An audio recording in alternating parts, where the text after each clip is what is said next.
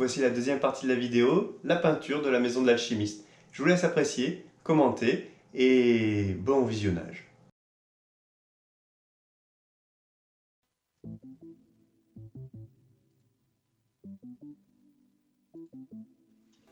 C'est parti pour la peinture. Donc, première étape, la bonne vieille sous-couche noire. Donc là, je l'applique au pistolet à peinture. C'est à la fois économique en peinture et c'est plus efficace. Et ça permet d'accéder en fait à des endroits où vous pouvez pas trop accéder en pinceau.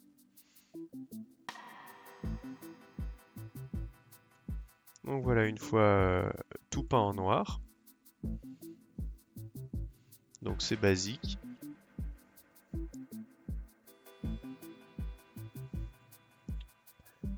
Donc là, c'est la peinture des tuiles. Donc là, j'ai choisi de faire des tuiles ardoises. Donc une base de gris foncé, un peu bleuté.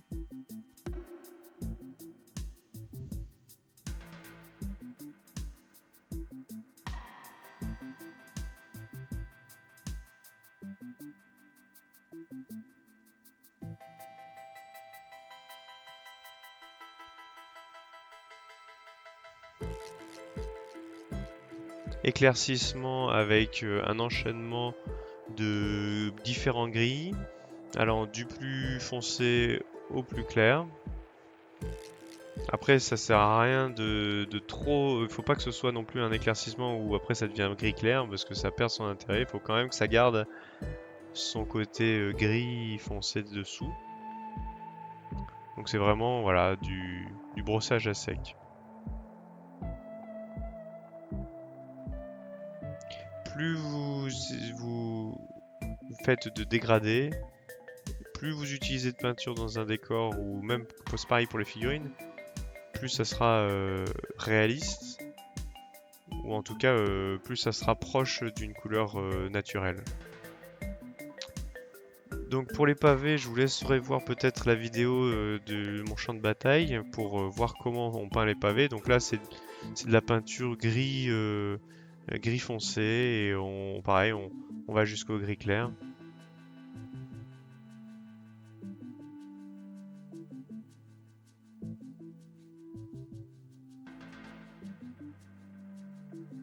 Donc là j'ai choisi un marron rouge pour la base. Pour les boiseries, du bois marron avec éclairci à la terre et encore éclairci couleur sable. Voilà, donc là vous voyez que j'ai commencé à peindre, en fait ça c'est la base des pierres, mais commencé à peindre en fait des différentes pierres de façon totalement aléatoire avec différentes couleurs. Pareil, les couleurs sont aléatoires, donc l'astuce c'est de les étaler sur une palette et faire des mélanges au fur et à mesure de façon totalement aléatoire.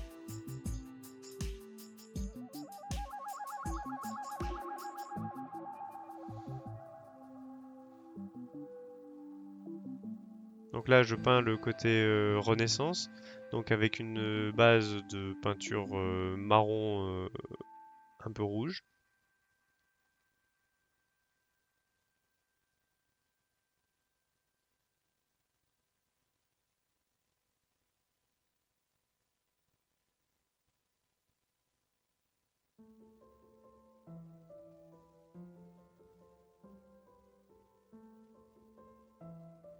Donc on essaye de passer vraiment de partout, hein.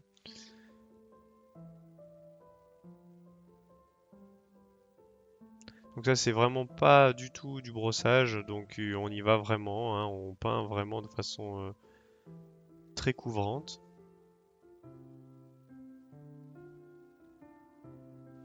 Ensuite, on passe un marron couleur terre. Donc c'est pas mal pour donner un côté un peu plus naturel et neutre à la pierre. Ça lui donne un côté vraiment naturel.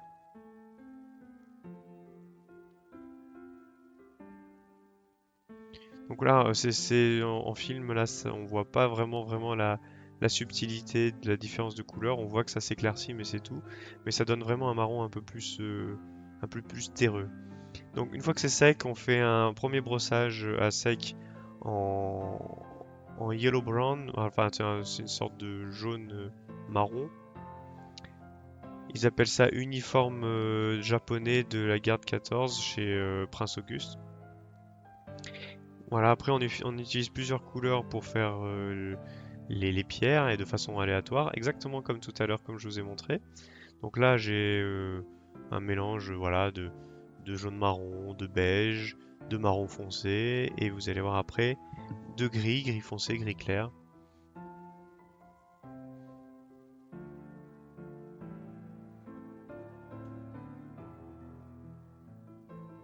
C'est peut-être un peu fastidieux, mais le rendu final est vraiment beaucoup plus réaliste que si vous peignez un mur en une couleur unie, brossage à sec terminé.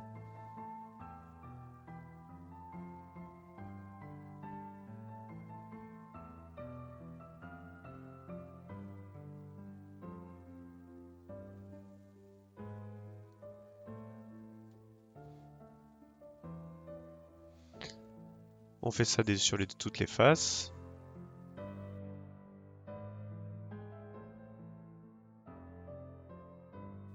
Voilà, une fois qu'on a fait ça, moi je fais un jus. Donc en fait un jus c'est beaucoup d'eau avec des pigments de peinture.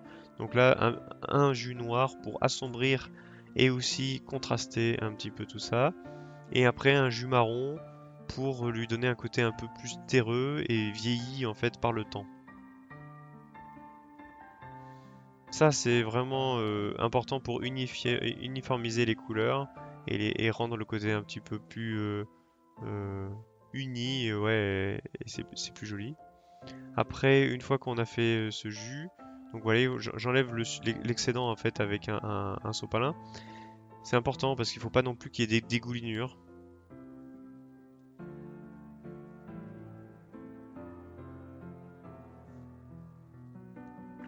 Ensuite, une fois que c'est sec, brossage à sec en, en couleur sable et un petit brossage à sec aussi couleur un peu terre et pourquoi pas un brossage à sec aussi après avec une légère touche de gris très clair.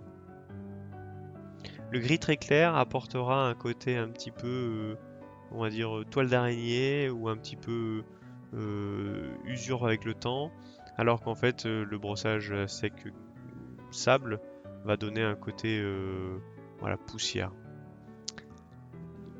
Là, on fait les moisissures, donc les moisissures vraiment de façon très aléatoire, du vert un peu de partout, avec du jus vert. C'est un lavis de chez Game Workshop, je crois que j'ai acheté, et quelques petites touches vertes au pinceau en vert olive, mais vraiment avec le bout du pinceau très sec, et on appuie un petit peu de temps en temps pour appliquer un peu de la couleur. Bon, bah ça commence à ressembler à quelque chose. Voilà, c'est là où je mets un peu de vert un peu olive. Et vous voyez, il y a un petit peu de blanc aussi à droite à gauche pour faire un peu des cures de pigeons, c'est assez rigolo.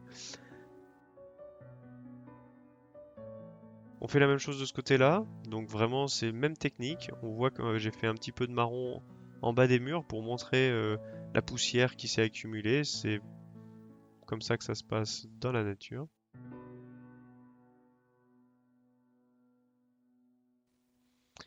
Maintenant on passe au flocage, donc j'utilise une gamme de flocage où c'est déjà tout préparé, il n'y a plus qu'à coller. Donc ça fait des petites touffes d'herbe à droite à gauche. Ça reste une ville Mordheim, donc Mordheim, Warhammer, très peu de végétation, donc c'est très sec, très aride, et donc du coup il faut vraiment que ce soit, faut pas en abuser non plus, c'est pas une jungle.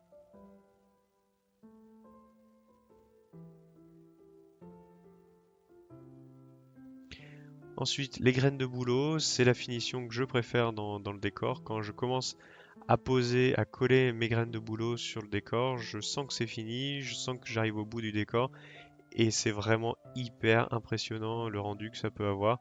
C'est vraiment moi c'est ma partie préférée dans le décor de poser ces petites graines de bouleau.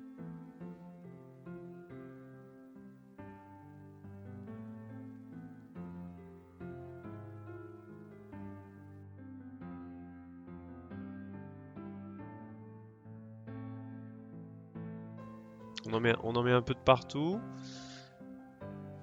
Comme en fait des accumulations de feuilles mortes, hein, donc avec certaines aléatoires et d'autres qui se sont accumulées dans les angles, dans les creux. Toujours chercher à essayer de reproduire la nature pour plus de réalisme. Donc là, bon, je vous montre la peinture, comment j'ai fait pour les écritures du panneau de mission. Alors ce panneau de mission, je ne l'ai pas fabriqué, je l'ai acheté tout fait. C'est un... Alors je sais plus quelle est la gamme, mais c'est genre Fenrir, et il propose des trucs déjà tout faits, donc c'est quand même vraiment sympa.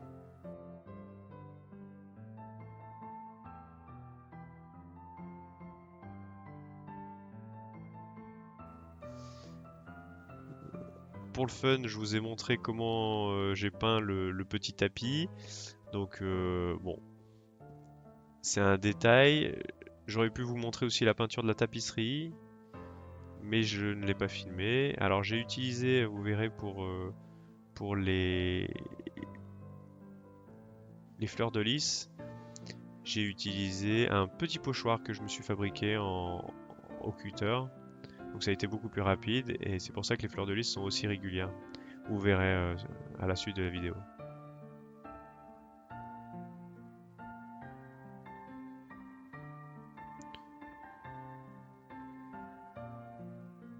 Donc là, le tapis, je le fais un peu à la va-vite, hein. Je veux pas non plus faire des détails complètement chiadés pour ce décor.